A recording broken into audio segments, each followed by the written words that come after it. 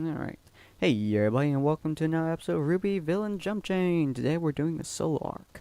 Hello, Roasted. I'm just here for cakes and tea. And pancakes. And chicken. And waffles. It's a lot of food. And hungry now. Hungry now. Anyways, so last episode we mentioned that you guys had a little bit of time before the Vile Festival, and you found some information based on some ruins that were deep inside of some foresty area. Probably close to Emerald Forest, but probably close to the mountain area, considering it's probably like 50 miles away from everything, but it's covered with so much stuff. There was no much information on it, just a location.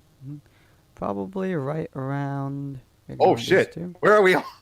Probably right around there, I would say. Kind of. Yeah, probably here or there. Yeah. Or maybe directly in between. Yeah, look, that hill. I like that hill. But anyways. Boop. There you go. Back here. Yeah. So your character is currently walking. Yeah, he's just walking through the forest right now, and he's just thinking about everything. You've got through quite a lot so far.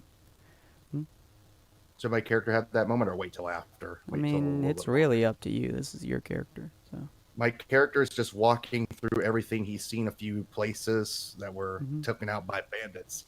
And right now, rain starts falling. For a while, since the first time ever in Vale. My character's just right now looking up at the sky and just... He takes off his mask for a brief moment.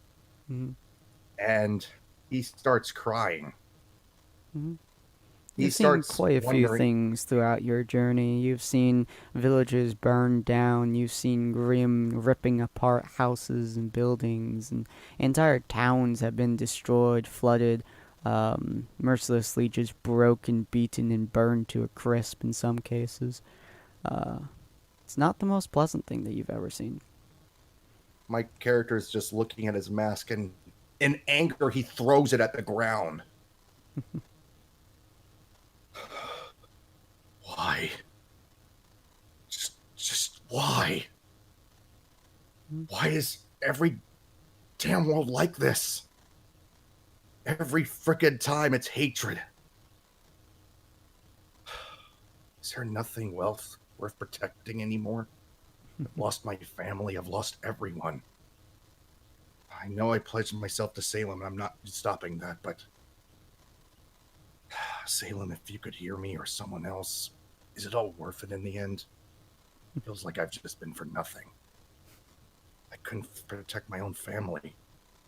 I couldn't save anyone.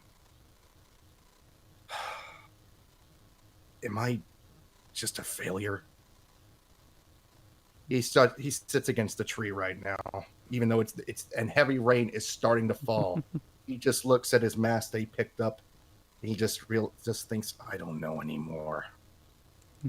And I don't know how long he's been out here. Probably quite some time, considering it's you kind of like left your team a little bit, saying you had to go do something, which they kind of figured, considering you like to kind of move away every now and again. So it's probably about nighttime at this point. Yeah, I don't think even Salem heard him say that either. I don't know. Yeah, he's just looking down at the ground and just wondering, is everything worth it? Ozpin lies so many times, and then he starts thinking about everything. To be honest, if I had to blame someone in this world, it's those two gods. If I remember correctly, they cursed Salem with immortality. All because she wanted to bring her loved one back to life. Though, I don't know. I don't think Salem even told him about that, did she? Nope. But she probably heard that. You do notice that your puppet is randomly kind of shaking and whatnot, but it doesn't seem to do much besides that. If I had to blame it's those two. They cursed her with immortality. And when the end do they accomplish? Not a gosh damn thing. Those two gods acted like children, if I remember from lore and everything. And in the end, why is it every time creators turn on their created? They treat us like cattle. He starts tightening in his fist and blood starts pouring out. He breaks the damn tree. Is my puppet still going off? Let me see. Yes. It actually like hops off your thing as Salem appears before you once more as the tree, falls over. He just sits down right now while it's still raining. Mm-hmm. Sam looks at you with a you would not say curious look, but more of a it's one that you can't really recognize for the most part. Yeah. What do you want, Salem? You seem to be in turmoil.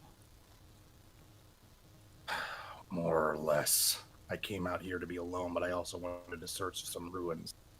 And just thinking.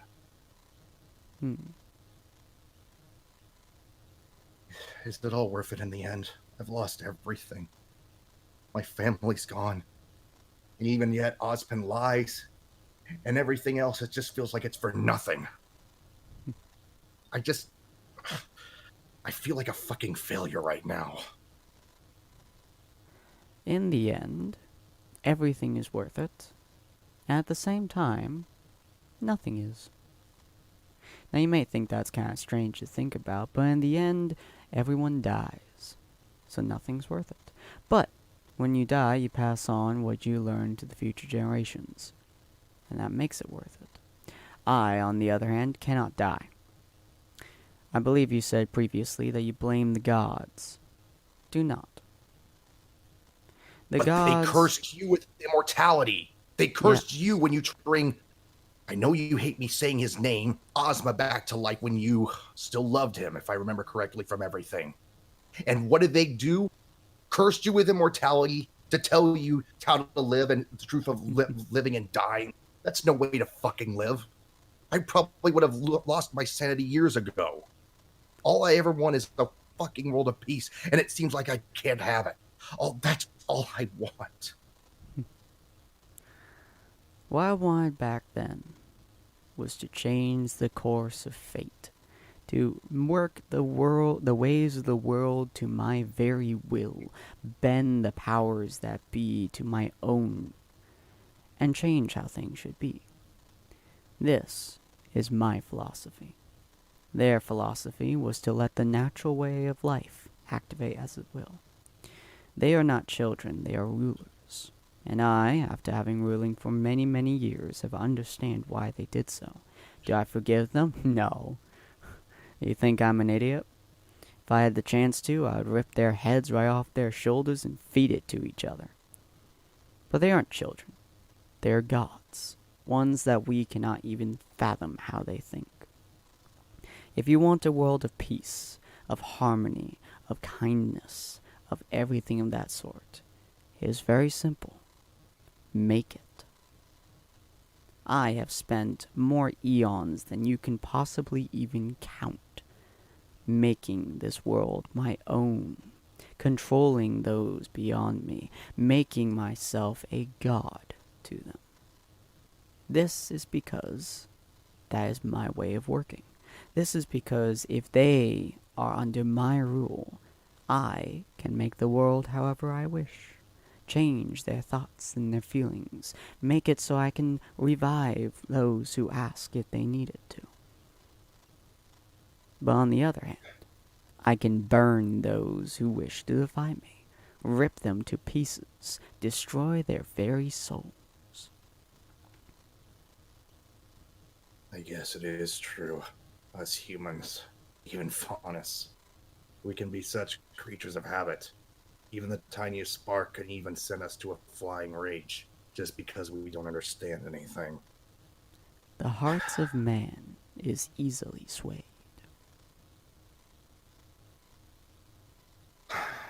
Just seems like there's, to me, the philosophy, the reason why the world never changes because of hatred. It still continues to burn everything around it. People don't understand Grimm. They are creatures of the world, and to me, right now, humans overpopulation, even faunus overpopulation, will become a virus. It would cause a problem. Grimm are a tool. They have as much of a mind as this rock does. Although as of late I've been trying to install more interests in them. So instead of like this rock, it's now like this tree that you have so brutally beaten down. And just like this tree, once you break them, they simply don't get back up. But humans have two emotions that are the strongest of all courses: hatred and love. If you hate something, you will continue towards it with a passion that is unbeknownst to any being that has ever been seen. But if you love something, you can take that hatred and you can crush it. Love is the only thing that can beat hatred. The only thing that I've ever seen that has surpassed even my own powers. And I too once felt this love. And I too have been broken. If you wish to make a world full of love, full of kindness, with no rage, no hatred, no pain, you must simply destroy all that comes before you and remake it in your own way. I will become a god to these people. Not because I have to be, not because it gives me all power I can imagine, but because they will give me their unwavering love. And this will make it the strongest power ever. My character just looks. Oh, sorry, what were you saying? No, you good. Keep going. My character just right now looks down at stuff right now, just thinking about everything. He's starting to have the flashbacks again with his family and everything else. If you want to control the world, you do not do it out of hatred. Hatred spawns darkness. Hatred spawns creations of all kinds. But most importantly, hatred makes people plot. Makes people think that you're not the best. And if someone hates you, they will do everything in their power to remove you. But if someone loves you, if they care for you even more than they care for themselves, they will do everything in their power to make sure you continue above all. If you wish to make the world better, do not focus on what you hate. Focus on how you can make them love you. A philosopher once said, there are two paths to take in life when it comes to worldly stuff: to inherit the order of the world or destroy it. I choose the latter, to remake it into a better one.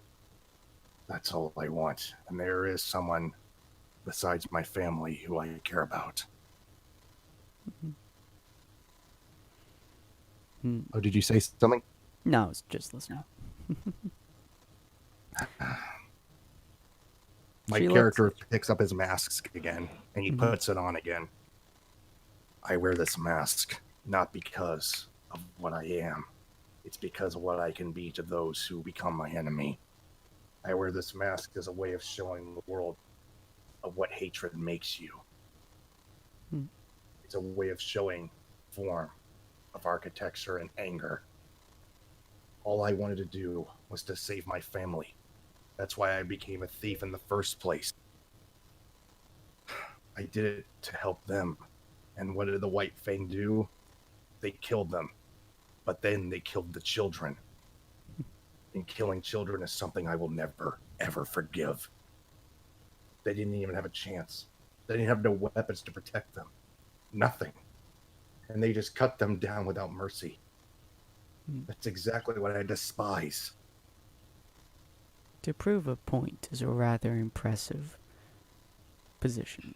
However, their goal was to make somebody hate them, to fear them, to change how they thought about the world itself, which they did a rather impressive job of.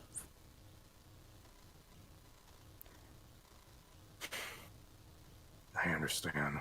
I'm just wanting to make a better world. That's all I want. And when it's over with, I can finally live in peace.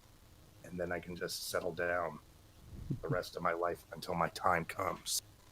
I don't want to be immortal, a complete, god. I don't consider myself one. I just want to see my dream come true. That's all I want. Even if I have to become a tyrant or a dictator, or, like I said to you before, even if I have to become a demon. That's why I wear this.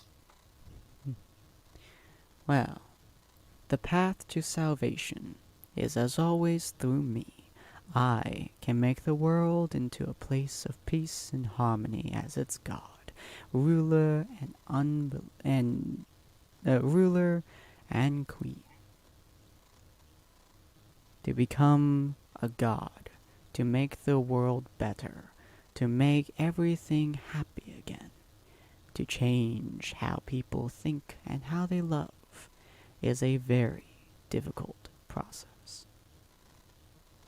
But one that needs people like you. Ones who will do a bidding no matter how bad, how painful, how suffering. And one who will let the future generations shine their light. Role play time out for a second. Jeez, you have a fucking way with words when it comes to Salem. I'm sorry, dude. You play Salem really well. I like playing characters who are just plain manipulative. Like, making a character who will be able to twist you into believing you are doing the right thing as you are slitting somebody's throat and peeing on them. That is like the best character ever. My character is still, that's pretty good. Anyway, back to the thing. Mm-hmm. My character just picks his mask off again and just steals his heart, and his eyes become glowing blue. He puts it back on and he keeps moving. All right, I understand.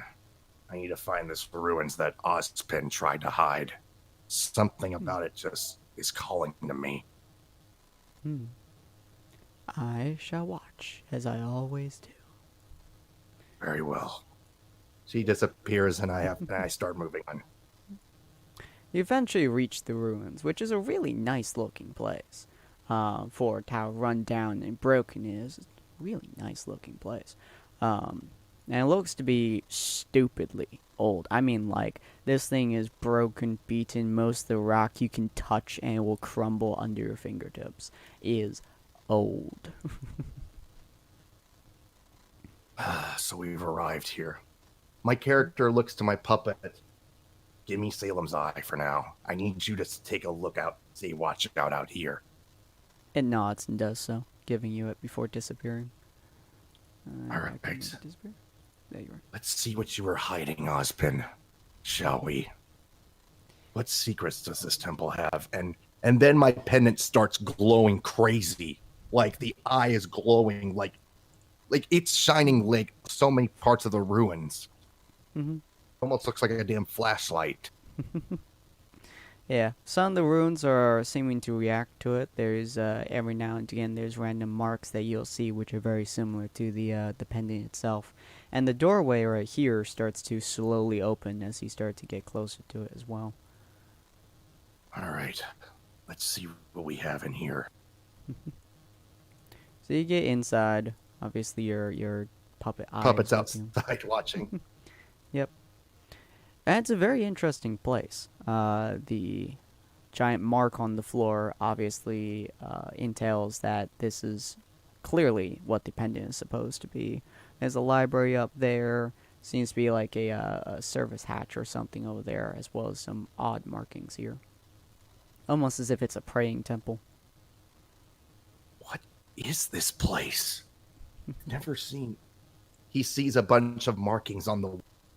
Like it tells a story. What is this? Sam appears next to you again. Oh, jeez! This is a temple that was made even before I was born. Long, long time ago, in a galaxy far, far away. Lightsabers and Jedi. And then Mace Windu appears out of nowhere. I know. A long, long time ago, there were two gods, as you know previously. They had a long battle. This lasted eons and eons and eons. Eventually, they came to a point where they saw the battles as pointless, as unable to continue. Just senseless slaughter among their participants, and the God of Light hated this idea. So they eventually became in harmony, and that is where my story begins. The story that is said here is very simple. The two gods, jealous of each other, one for being the holy radiating, and the other one simply for being able to control the darkness, control evil monsters of hideousness and doom, monsters that no human would ever come close to. The creatures of Grimm. He decided to play a trick on his brother, and he took his brother's most prized possessions, the humans, and he started tinkering with some of them. And that is how we have Foss. Some of them grew horns, some of them grew tails, some of them had weird tongues that split in two. Some of them could breathe fire, breathe ice, some of them could fly. These were the ancient Faunus, and where all of the Faunus now come from. And just like with our Faunus today, if two Faunus of different breeds had a child, it would become a random Faunus. This created a very diverse gene pool, and caused the Faunus to never be able to die properly. The God of Light found this to be a personal attack on him, but he simply could not destroy these beautiful creations, even if they were part of his brothers. So he decided to wage war, to create his own soldiers that could fight against the monsters that his brother created. These, she pulled up a little image of a creature, of a human. These are the silvered-eyed warriors. They harness the power in order to destroy the Grimm at a moment's notice. However, the originals, as she points out on the wall, had their eyes burned out. Many of them did not survive. Only about 5% of them managed to survive and utilize this power. However, it's a genetic trait, one that made it so whenever they would have kids, if a mother had a daughter, the daughter would have silver eyes, brilliant as the moon above. These eyes, once trained properly, could kill thousands of Grimm within seconds. The Dark Brother believed this to be an insult to his own people. He was just trying to play a prank, after all. Why would he destroy his own creations? Why would his brother set out to destroy such beautiful art, a work of art, as he called the Grimm? So he decided to make his own warriors. And these, she points to your pendant, are the Dark Warriors. Many say that these warriors are unlucky, because they were sent out and they died. He made many of these, more than we can possibly ever count. However, they were not genetic. He believed that if he was going to have these warriors, he was going to have these creatures that would fight alongside his Grimm, he wouldn't want them to have it every generation. That would be very bad, as they could turn on him if they truly wanted to. So he made these tiny pendants, and kept them only with a few select warriors. And every time that a Grimm died around them, they would start to get more powerful. And with the silver-eyed warriors fighting, this was often the case. These pendants have been lost to time, to long, long reaches. And they are said to have been removed from the world, as even I could not find any when I was born. But you seem to have. This entire area, for the most part, appears to be a worshipping temple. One set to worship the God of Darkness and bless them with his powers. So, This is not just humanity's second time around. This is their third time around, close to that. As the walls say, the gods believed that after they murdered millions and millions and millions of their own creatures, they should stop fighting. They never managed to kill all of the creatures like they did with mine, but they did a significant number. Since they can just keep creating more, however, it wasn't too much of an issue for them. The world after I became the sole survivor was not a pleasant one. I can imagine. Spent many years wandering through the world. So the silver-eyed warriors and the pendant wheelers have been battling for a long time. And the ancient faunus. Tell me, Miss Salem. These eyes of mine. Are you saying that I'm one of them, kind of thing? I'm still human. You have the DNA of some of the oldest faunus. Ones that were not real animals, but were not really human at all. Genetic fluke, shall we say. So, the pendant wielders. This was supposed to be one of their temples for years to come. Osmond tried to hide this. Osmond likes to even the playing ground since he is on the losing side. Then I'll just make house hopeless his idea. His world can come crashing around him. He goes in the middle of the circle, and he raises the pendant high. The pendant seems to glow even brighter, illuminating the entire room as the surrounding area seems to brighten up, and these two statue figures almost seem to raise their head towards you. It was kind of creepy considering it made out of stone, but you know. Gargoyles. I don't know. Kind of. I like more like lifeless statues that are responding to your pendant, but yeah, it's still rather disturbing. And that door opens, doesn't it? Mm-hmm. Let me just make a boop. That looked terrible. Hold on. What happened? Boop. There we okay. go. There we go. Black mark in the mirror. Cross the X line. There That's we go. right. It looks fabulous. Don't worry about it. There we go. There's We no are door there professionals. anymore. Yes, there's no door there. Let's just forget that there was ever a door there. Let's forget how bad my drawing skills are. That's all right, dude. I have to get my tablet back. My character just walks in and looks at everything. Mm-hmm. You see, there are quite a few praying spots to them, as well as books on a lot of those topics. He goes into the library for a second. He looks at most of these books. What the hell? These are not even books that are even libraries that have. He starts looking at some of them and looking at some of the pages. Very few of them can actually be read, either from old age or they were in a different transcript for the most part. But a few of them you notice that are actually journals, which are very strange. And hold on. Sorry. I thought I put my thing on Do Not Disturb. But yeah, there's a few of them that Don't worry, we appear will to be edit that journals. out. We are professionals here. Yeah, there appear to be a couple of journals that are in there, which was really odd to read about. There were journals about the pain that they had to go through, random battles, especially large battle events, them praying to their god and receiving gifts of all sorts and shapes. And considering the next one was by a different person, you assume they died almost immediately after. But, you know, there are bloodstains in some of them, long destroyed and long eroded away. But for the most part, it seems to be war journals of sorts. He takes a few of them.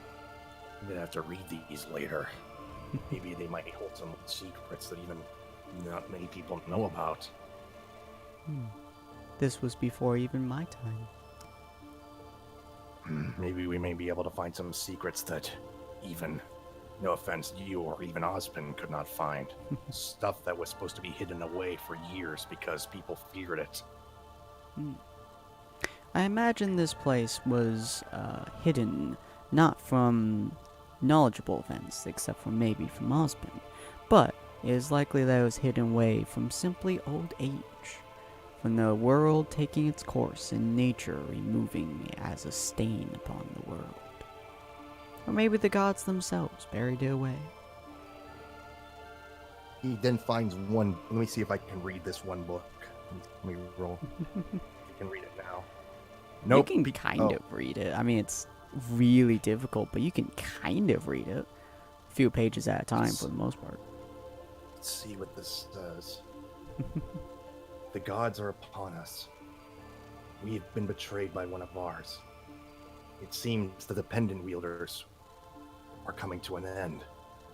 Forever we shall be known as the Inquisitors. Wait a minute. He brings out a page of a different type of Grim he's never seen before. Mm-hmm. What the hell is this? Grim Wraiths? I can read a little bit, but I don't see much about this thing.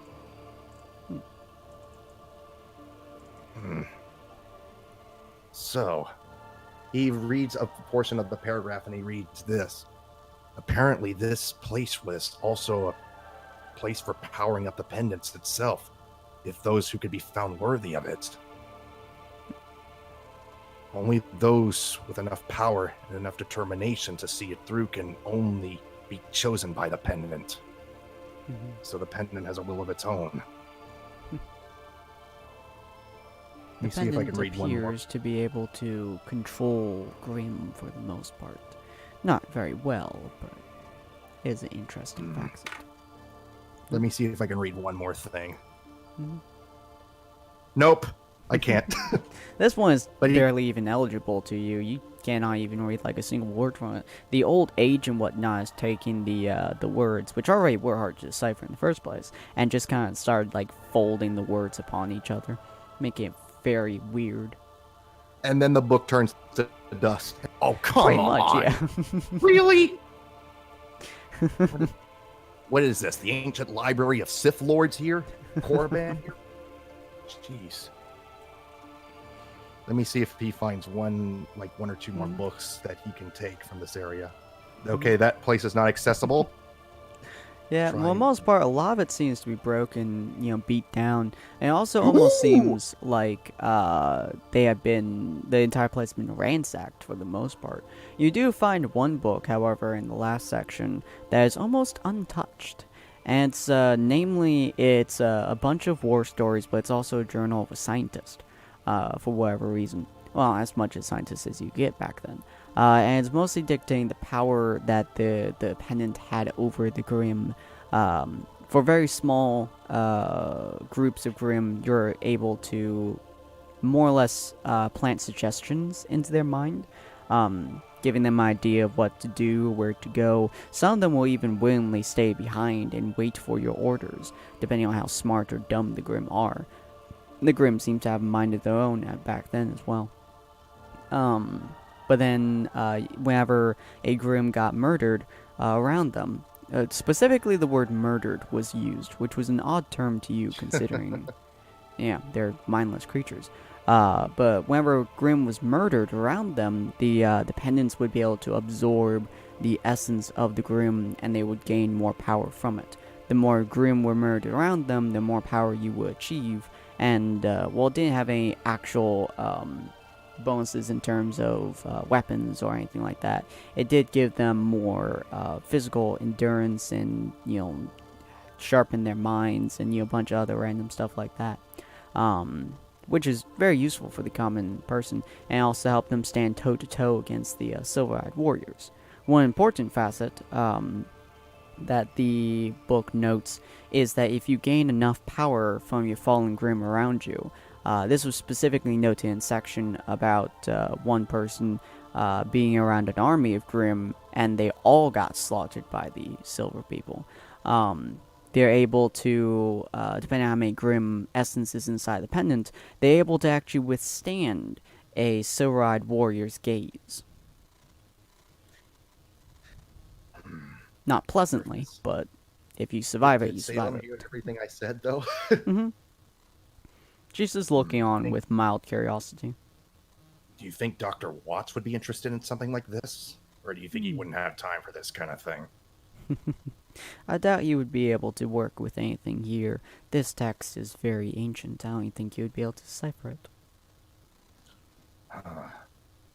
But according to this, maybe if I can absorb enough Grim, I can withstand that.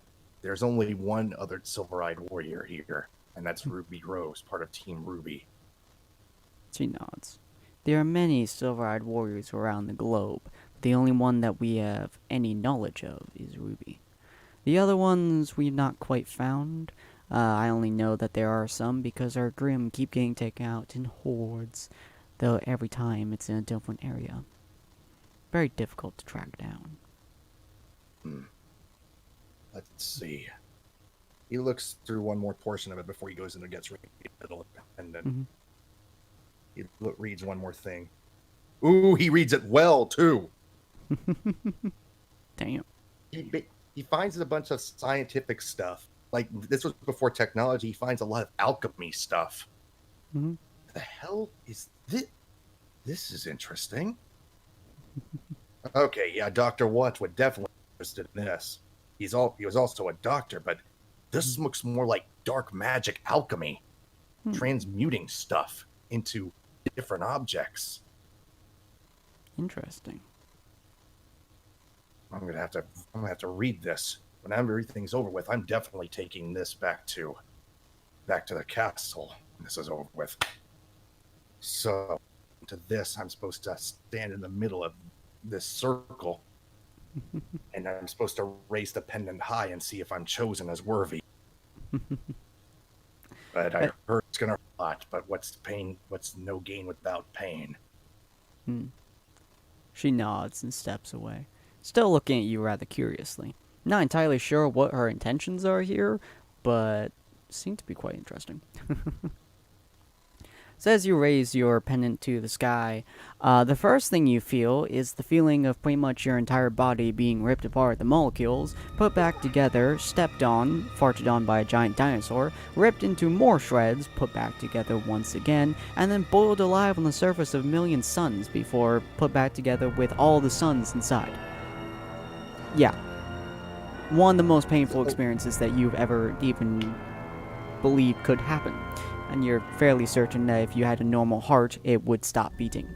But, you know. My body is screaming in pain. This was like worse than the Grim Parasite. Mm-hmm. Yeah, compared to this, the Grim Parasite was like walking through a park. It was a very pleasant experience comparatively. Then 4 pillars start lighting up with red. They all start to get more or less red as they start, zapping with energy around the entire place being filled with a weird ominous red marker. And then I don't know what happens next. I didn't think this far ahead. Basically, you start to pass out, more or less. As you finally regain consciousness again, Salem, as always, is still watching over you. She's not even trying to make sure you're okay. She's just watching to see whether or not you died.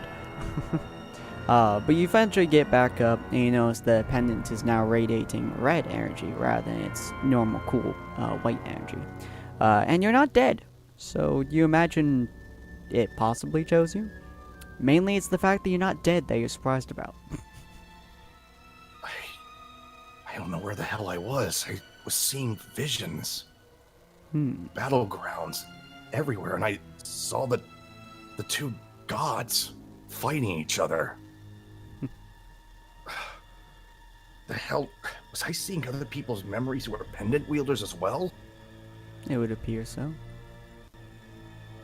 He picks up the pendant, and then something weird happens. The pendant transforms into like a grim sword. What the hell? Okay, now this is interesting. And then he hears a voice in his head saying, "Use me."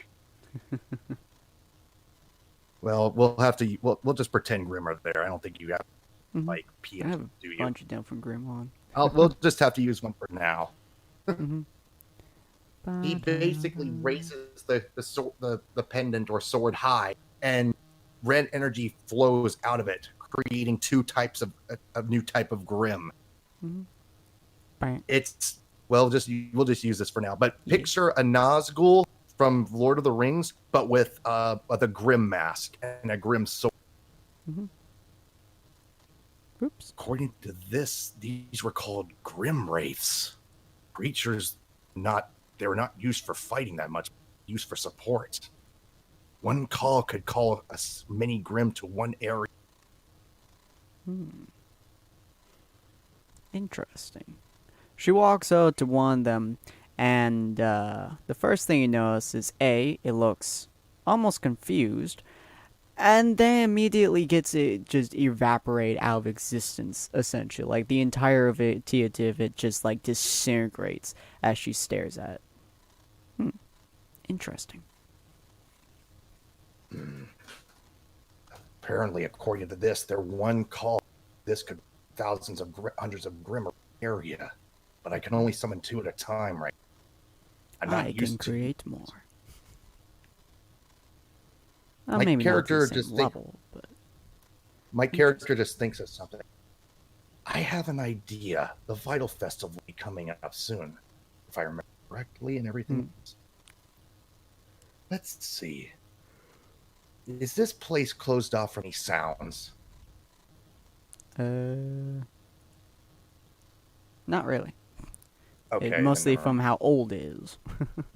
okay. Mm-hmm. This place can't. It's a scream that could easily pierce everybody's heart and mind. But let's see. We can plant one close to the Vital Festival area. Oh, this would bring in so much Grim, and people stand that. Apparently, according to what I've read, that scream could bring so much fear because it feels like your heart's being pierced with thousands of daggers. Interesting. That would be very useful. I can only summon two, so maybe I could plant Vital Festival and one close to Vale. The Grim will surround that place like a firestorm, burning everything to the ground. I will plant smaller ones along the way. Very well. And let me see one more thing. Okay, never mind. Yep, he can't do it right now, but he uses the pendant and brings the creature back into the pendant, absorbing the energy again. All right, I think my time is up. Wait a minute. Oh, it seems we've got a visit. It seems someone is coming, and my puppet's already in me.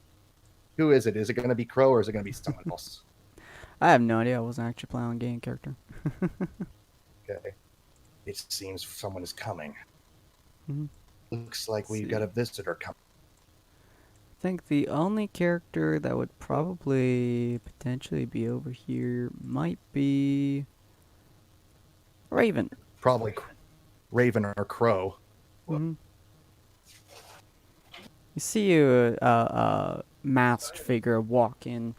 Specifically, the way she walks in is by walking out of a gigantic, massive portal, which is kind of terrifying, but yeah. It seems we have a visitor. You can come out there. I know you're there. She walks forwards.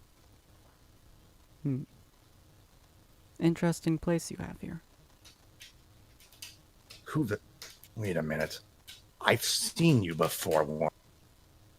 If I remember correctly. Wow, I got a high roll. I mean, you're Raven Bronwyn, brother of Crowbron, the one who rebelled against Ozpin. Ozpin's way of thinking was not quite the proper way, in my opinion. What are you doing here? Shouldn't you be back with your little bandit tribe? I'm here because I sensed something was very strange off in the distance here, and whenever something happens around my village, I need to break it. I thought you were stationed out in Mistral. No. We're here for the moment, and we're moving to Mistral relatively soon. Does she see Salem right next to me? She's noticed Salem already. She doesn't seem to care. But you do notice that her hand is constantly on her sword. Literally within a moment, she could probably slice you in half, but, yeah. Believe me, Raven, I'm not here to fight you. I have no intention of fighting you. I came to understand these whole ruins and what they were. Do these ruins pose a threat to me and my colony? No, they have no intention of that. Believe me.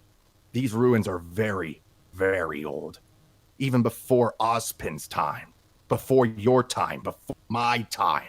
Ancient history resides here, sister. Years of old experience. Things that even now I know. Things that were pretty much terrifying, to be honest. Believe me, these ruins have no threat to your plan. And besides, the last of the energy of these ruins is She turns around and slashes her sword down again, creating another portal before sheathing it. Then I have no need to be here. If I see you again, however, I will kill you. If you can try, that is. I know you're protecting her. I do know your daughter is participating in the Vital Festival. Though I did sure she got upset at what I did. What my daughter does is of no consequence to me, as long as she does not hurt me and the party I'm with. If she manages to survive the trials that she takes, and she comes to find me once again, I'll be willing to let her join. Until then, she is of no consequence to me, and if she dies, it is not on my hands. You know what? I'm usually not an asshole, but I'll say this now. You don't even care for your own daughter, and that's disgusting beyond thing. She turns her head to you, and you can feel her eyes pressing down upon you, even through her mask. I care for my daughter more than you can possibly imagine. However, whether or not she survives will tell you whether or not she is strong, and only the strong can join up with me. If she is weak, that's funny. My care has ended. So you don't care if your daughter lives or dies as long as she's weak. Now that's the kind of world that makes me sick. If you're not strong enough to protect those that you're around, you're too weak to survive. Oh, she shouldn't have said that. She shouldn't have said that. My character glows red because of that pendant, but she doesn't notice because it's right now in my cloak. The next time I hear you say that, I'll make sure you lose everything, Raven. Believe me. She looks at you again. I have lost everything, time and time again. Family, friends, loved ones. I seek to make a strong world. And next time that I say that sentence to you, my sword will be inside of your stomach. We'll see about that. We'll have a battle of warriors like we'll see which one comes out on top, but I have no intention of fighting you yet. Besides, I know a losing battle when I see it. Believe me. But I will say this. Better be ready for what's to come. That's all I'm saying. I have no plans to fight you unless you decide to try to take down my group. If you do, you will die. If you can kill me, that is. Take care of yourself. One day we'll see each other again. She grunts before she walks through the portal and disappears. What a bitch. Caring nothing for her daughter in her own way. I guess we're going to have a little few problems. I highly doubt she'll report to Crow right now. Though I have a sneaking suspicion she'll probably wonder I'm here. Crow will probably be out here soon, think. I would imagine. Although Crow is currently busy with beacon issues. Well, at least from what my spies say. Do you think we should blow this place to make sure that no one else comes through here? Or do you think we should keep it? That I will leave up to you. However, from my knowledge here, it appears that no one except for those with that pendant can enter such an area. And if they do have a pendant, I imagine they would be quite a useful ally. I don't know how many pendants are out. No one does. We'll have to see what we can do. I think my time here is up, and with Raven out here, it's going to be a little difficult. Looks like we're gonna have to move plans up the scale now. With Raven here, it's gonna be a little bit difficult. Knowing her, she'll probably protect Yang. And for Yang, I know, has a score to settle with me. That score will most likely be settled during the Vital Festival. Emerald and Neo shall be watching from the sidelines. Your team, using some disguises and some fake IDs that have had Team Carmine produce, will be able to fight. Cinder will be watching over the entire thing and make it so you have the right fights, shall we say. Very well. Besides, I do want to see when apart. Was it the old say, united we stand, divided they fall? Divided, a man's heart is easily swayed. Together, a man's heart is as strong as steel. If you wish to split one from their loved ones, you must rip them apart, sway them, and then break them. Then let's see how it's like it when everything falls apart around Oz. Plays everything with children and thinking they can protect this world. In reality, they can't. No matter how hard one person tries, it can fall easily on the battle. Besides, I think there was an old saying. He calls me evil and anything associated with you evil. The truth is, evil and good is always subjective to one's personal opinion. One man claimed to rob from his neighbor's deed, and another claimed it's righteous against a foolish rich man. It's a matter of worldviews and how you view things. There's no true right and wrong. Men often think that they're right while the other is wrong. Tell them how to behave. Osmond does to students. How to act and shunning everything that isn't normal. Falsehoods like that shackle them, the illusion of a safe world of society. They try binding the same rules to everyone else, and they don't even question it. They don't even question Ozpin. So what about the majority that actively disobey these rules? To be honest, most are punished for their transgression. A swat on the wrist, a belt across the behind. But in more seriousness, acts of witness to Ozpin and man's law that probably he put into place while he was around time, they're punishable by a certain amount of months or years in jail, even in death, provided the crime is abnormal enough. But are these men truly claimed to be evil? Or are they just broken because of the world around them? Many tales have been spun around with heroes with prices on their heads, abiding outside the law. Yet they're just greedily as it's stated before, it's just a matter of hard fact. Person will be shackled down by the illusions that Ozpin put into place. The world of Vale, the kingdom, they all think they're safe when in reality they're not, though Ozpin puts up the illusion that they have the safety. There's no such thing. Those in fear rebel quite quickly. Those who feel safe will do everything to protect it. But change always comes. Chaos will always come. It will always break and then sustain it again, and then chaos will come again. It's a cycle. And I'm about to show everyone Vale just what happens when you lose the illusion. And there's no such thing as true safety. He looks at the pendant and puts it on his belt. The time is coming to show the world what hatred and the illusions of us. Let us go.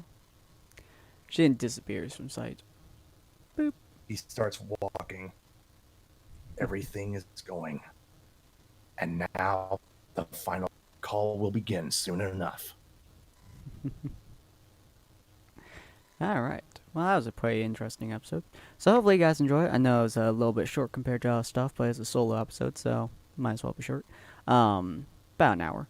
But yeah, so hopefully you guys enjoyed this episode. If you guys did, go check out the main episode, as well as the next couple episodes, and check out the heroes stuff as well. We typically have episode almost directly correlated. And then next couple episodes, we should be doing the Vital Festival as well. So that's going to be 4v4 NPC versus PC, and then a crossover video for 2v2 PC versus PC. So it should be very interesting to see how those two are going to work. Ideally, I would want those to be in the same episode, but it depends on a couple of factors. Potentially, I could have it for a 2v2 versus 4v4, but I'll figure it out anyways. So hopefully you guys enjoyed this stuff. Click the annotations around and about if you can, and go check out the description for all the other fun stuff that we do. And we will see you guys on the next episode. Auf Wiedersehen. Chicken and tits.